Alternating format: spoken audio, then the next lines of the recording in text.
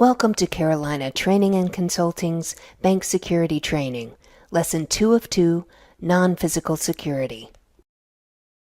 Banks are doing everything they can to assist in the fight against identity theft by requiring positive identification for all new account applicants in line with the USA Patriot Act using customer identification procedures, employing the latest technological deterrents, training employees, alerting customers by statement stuffers and lobby signs to be alert for signs that it is occurring, and helping customers learn to protect themselves from the crime and its effects.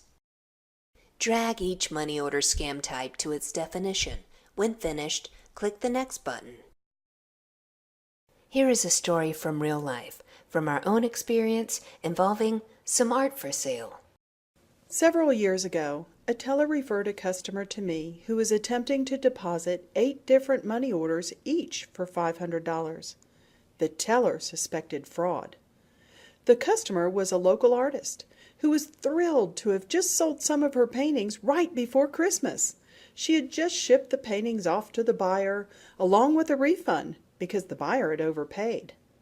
I called the 1-800 number to verify the issuance of the postal money orders as she sat in my office. She was heartbroken to learn she had been scammed.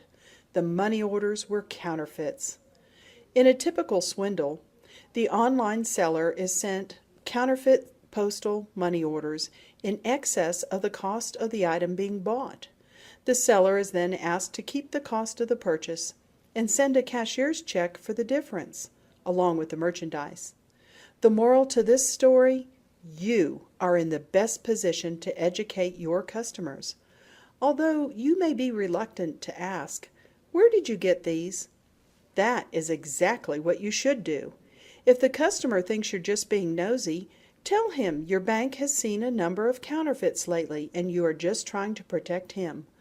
Always be suspicious of sequentially issued money orders in similar amounts presented at one time. Following are some common types of e-thievery. Nigerian scams. There are Nigerian con artists who will do anything or say anything to scam Americans.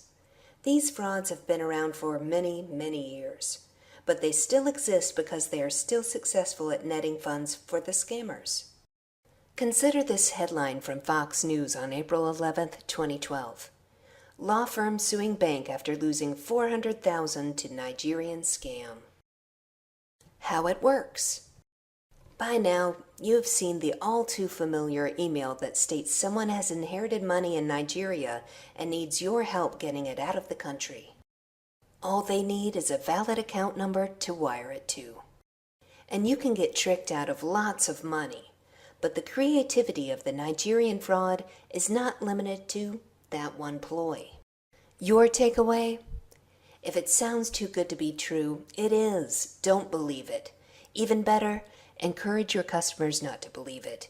There are many ways to verify these scams. Usually one common sense query draws the whole thing out in the open.